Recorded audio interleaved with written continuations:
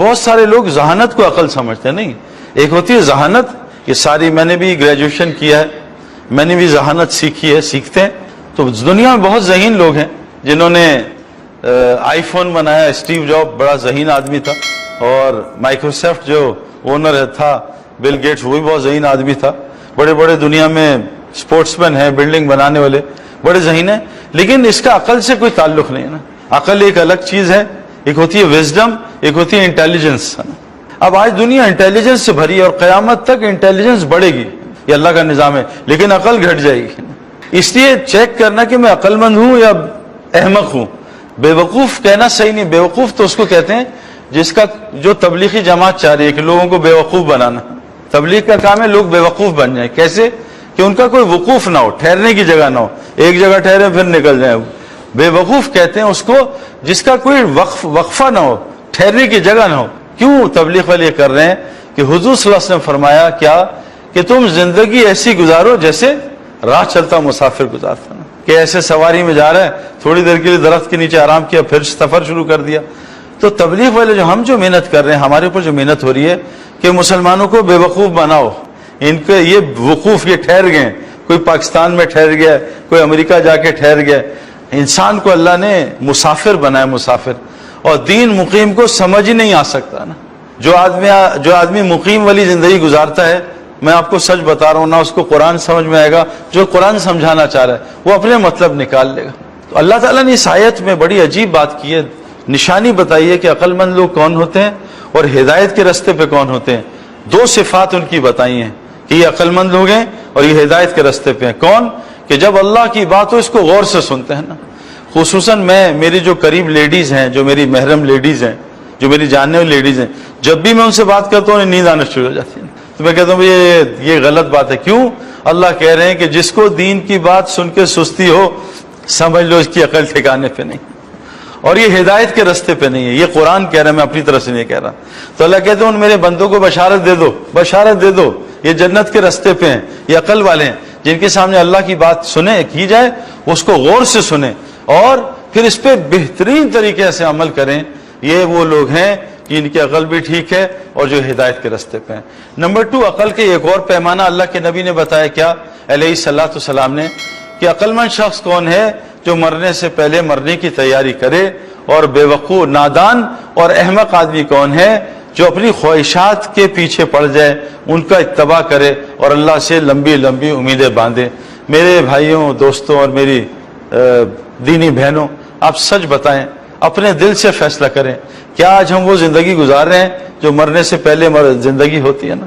آپ ICU چلے جائیں میرے ساتھ، شفا میں یا آخان ہسپتال میں یا NMC میں، کہیں بھی چلے جائیں، ہم ICU چلتے ہیں. وہاں چل کے ان پیشنٹس کو دیکھتے ہیں جن کو ڈاکٹر نے جواب دے دیا کہ تم مرنے والے ہو. دیکھیں وہ کیسی زندگی گزار رہے ہیں. ڈاکٹر نے اس کے کان میں کہہ دیا. ہمارے مرحوم جنید جمشید، ہمارے جو دوست تھے، ان کے والد کے انتقال سے 10 دن پہلے میں ان کو دیکھنے گیا یہاں شفا میں. تو ان کو 3 جگہ کا کینسر تھا. بڑے خوبصورت لمبے آدمی تھے. جب میں انہیں دیکھنے گیا، اتنے سوکھے ہوئے، منہ چھوٹا سا ہوا، بالکل شولڈر سکڑ گئے، جسم سکڑ گیا، آنکھیں لال ہلکے پڑے ہوئے. تو میں نے ڈاکٹر سے ان سے مل کے کہا کہ ڈاکٹر صاحب یہ کیا کر رہے ہو جمشید صاحب کا؟ تم انہیں کھلا پلا نہیں رہے، کیا ان کو سلا نہیں رہے؟ وہ کہا سعید بھائی ہم ان کو بھوک کی گولیاں کھلاتے ہیں تب بھی ان کو بھوک نہیں لگتی، کیونکہ ان کو بتا دیا گیا ہے مرنے والے اس مہینے. تو جس کو یقین آ جائے نا مرنے والا ہوں، اس کو نہ بھوک لگتی ہے جو آج ہمیں لگ رہی ہے.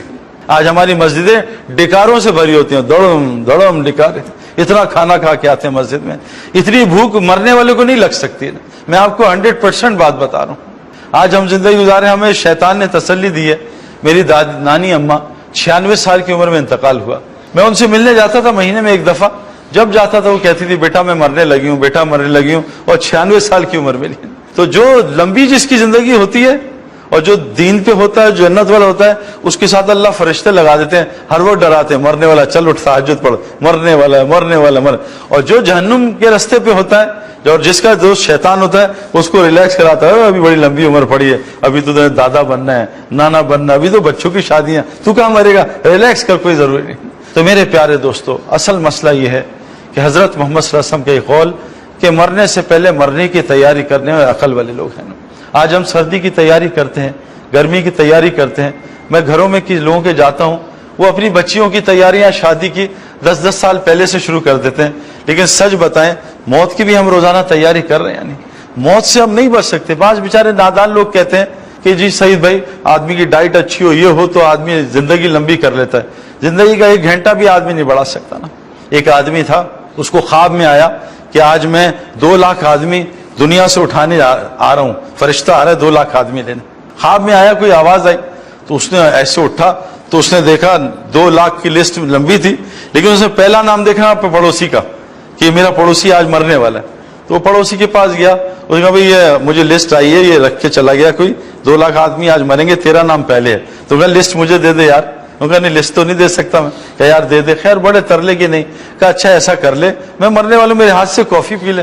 کہا نہیں یار کافی میں تو ٹینشن میں ہوں، میں نے اوروں کی بتانا ہے. کہا ایک کافی تو پی لے، کپ کی بہت اچھی بناتا ہوں. بڑی ضد پہ کافی پی لی. اس نے اس میں کچھ نشہ ملا دیا اور وہ سو گیا آدمی. اس نے لسٹ جلدی نکالی، اپنا نام مٹایا اور آخری نام لکھ دیا کہ الحمدللہ میں بچ جاؤں گا، ابھی تو 2 لاکھ میں بڑا ٹائم لگے گا. اب اس کی آنکھ کھلی، اس نے کہا وہ جو آدمی بتا کے گیا تھا نا 2 لاکھ آدمی لینے اور پہلا تھوڑا پڑوسی ہے، اس نے کہا اس نے کافی پلائی ہے، میں اس سے بہت خوش ہوں، اب میں لسٹ نیچے سے شروع کروں گا. پھر بھی اسی نے مرنا تھا نا. تو آدمی جو مرضی چالاکیاں کرے، موت کا ٹائم فکس ہے، وہ موت سے نہیں بچ سکتا. تو میرے پیارے دوستوں اور بزرگوں، ہم سب نے مرنا ہے، اور اللہ کی قسم اللہ نے دنیا میں مرنے کے لیے بھیجا ہے نا. اللہ نے ہمیں آخرت کے لیے بنایا، دنیا کے لیے نہیں بنایا.